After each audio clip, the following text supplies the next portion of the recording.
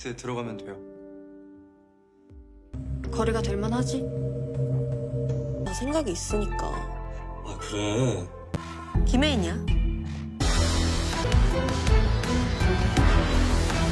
Halo guys, balik lagi ke channelnya Mimin. Gimana kabar teman-teman semua? Semoga baik-baik aja ya. Oke, di video kali ini mari kita lanjutkan review dari drama Batch Egg Rage Season 2 yang makin seru tentunya. Bagaimana kelanjutannya? Ini dia, by Mimin.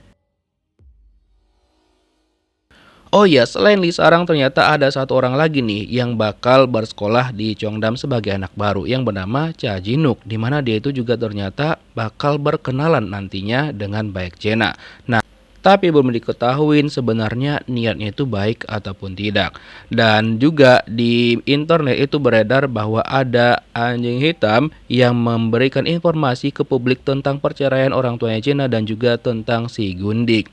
So Do-eun juga menonton video tersebut dan dia agak kasihan nih sama Baek Jena. Dan gak lupa Baek Jena juga ternyata menonton video itu dan dia menuduh bahwa si Yulhee dan juga Ujin lah yang melakukan itu. Tapi mereka bilang enggak sama sekali.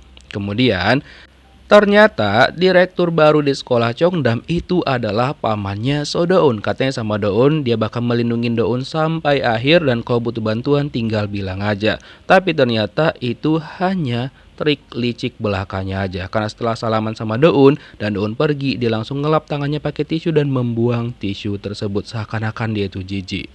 Bermaka dua ya. Setelah itu Do-eun menemui Jena karena dia tahu bahwa Jena itu lagi sedih dengan berita yang lagi beredar tentang keluarganya. Tapi si Jena bilang bahwa dia itu nggak kenapa-napa sama sekali dan juga kalau misal pun dia sedih, dia itu juga nggak mau minta tolong juga sama si Do-eun ini. 귀엽지? Pas pulang ke rumah, Jena moodnya yang masih belum baik, malah datanglah si Gundi itu yang bilang bahwa dia bakal tinggal di rumah itu dan juga sudah menyiapkan kamar untuk calon adik laki-lakinya Jena. Terus Jena bilang, apa? Tunggu. Adik laki-laki, bahkan ketika dia lahir pun dia tidak akan pernah dianggap sebagai anak ataupun pewaris dari ayahnya Baek Jena. Si Gundik langsung ketar-ketir dan Jena menahan emosinya dan ketika sampai di kamar dia memecahkan gelas yang ada di kamarnya. Terus kan Hye-in itu kasihan nih sama ayahnya karena dia melihat ayahnya itu kayak kerja keras banget, jadinya dia segan dan juga harus berjuang sendirian lagi dan gak mau merepotkan ayahnya. Lalu dia pergi ke tempat temannya dan dia cerita bahwa dia itu dituntut dan dia bakal terancam bahwa gak bisa cari kerja dan juga lain-lain, hidupnya bakal semakin sulit. Kemudian tiba-tiba datanglah Lee Sarang dan dia bilang sama Hye-in cuma ada satu solusinya. Solusinya adalah kamu harus masuk ke geng Diamond Six karena cuma itu satu-satunya cara. Kalau enggak ya pasti hidup Hye-in bakal gitu-gitu aja ataupun bahkan lebih parah. Ya udah, setelah itu Hye-in langsung menelpon Baek Jena karena ada hal yang harus mereka bicarakan, yaitu sebuah kesepakatan. Jena bilang dia nggak bisa keluar pada malam itu, dia menyuruh si Hye-in untuk datang ke rumahnya. Gak lama setelah itu sampailah Hye-in ke sana dan dia melihat Baek Jena lagi di treatment like a queen. Nah, setelah itu Jena langsung ngobrol sama Hye-in dan dia menyampaikanlah kesepakatan yang bakal dia buat dengan Baek Jena. Jadi dia menawarkan bahwa dia itu kan mempunyai kalung yang dipakai sama si Yulhee ketika dia berusaha untuk mendorong Hye-in. Tapi Jena bilang, ya kan gak ada bukti CCTV, jadi itu tuh gak bisa dipakai dan juga gak bisa membuat kamu itu masuk ke Diamond Six. Dan juga ngadi-ngadi banget nih permintaannya si Hye-in. Akhirnya Jena pun tidak mengabulkan permintaan Hye-in. Intinya dia mau kalau misalkan ada harga yang sesuai tuh biar dia mau masukkan Hye-in ke Diamond Six, karena kan itu gak main-main. Nah pas Hye-in mau pulang nih, dia melihat si Gundik lagi teleponan dan mendapatkan rekaman bahwa ternyata anak yang dikandung sama si Gundik itu bukan anaknya ayah Baek Jena. Kena kau.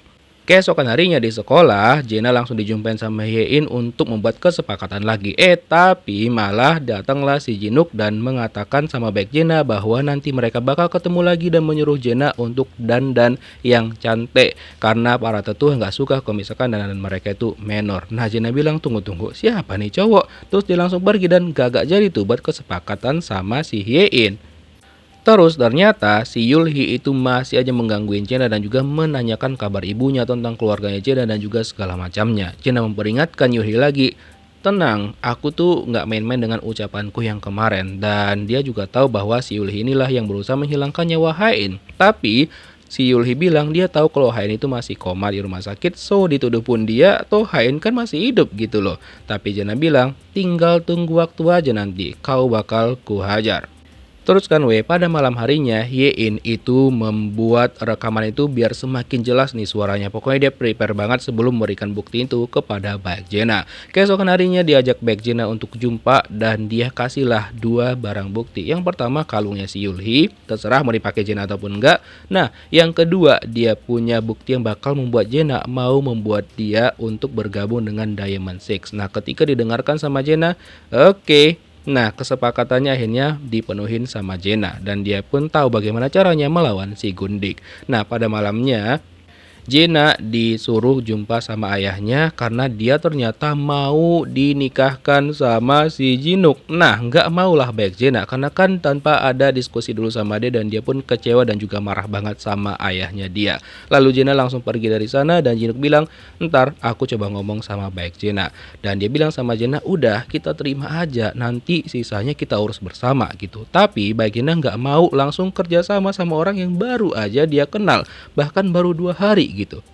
Dan untuk si Jinuk ternyata memang dia itu disuruh sama ayahnya untuk mendekatin keluarganya Jenna karena kata ayahnya dia itu berbeda dengan abang-abangnya. So dia harus membuktikan kemampuannya dia. Dia bilang sama ayahnya, oke, dia bakal berusaha. Dan ternyata dia juga memiliki rencana sama ibunya. Dia ceritakan tentang pertemuan hari itu dan dia bilang sama ibunya bahwa dia kayaknya bakal bisa nih mendekati Baek Jenna dan juga masuk ke keluarganya Baek Jenna.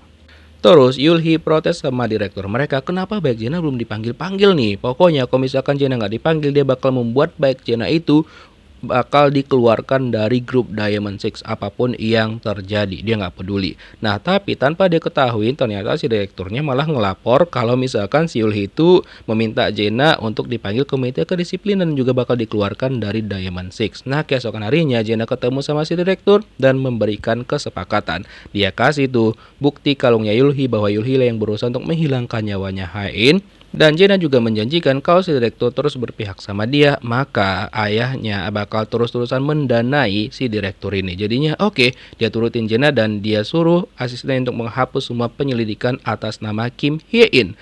Nah, akhirnya Baek Jenna memperkenalkan anggota Diamond Six yang baru.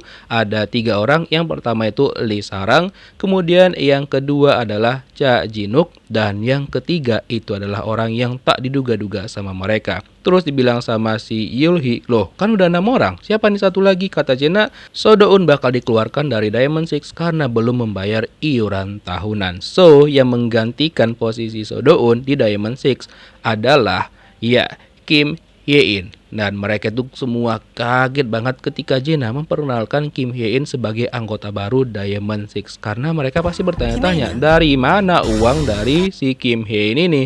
Ya kan? Ketar-ketir nggak tuh mereka semua? Haha. So, kira-kira bagaimanakah kelanjutan kisahnya? Kita lihat di next episode. Thank you for watching guys. See you on next video. Bye-bye.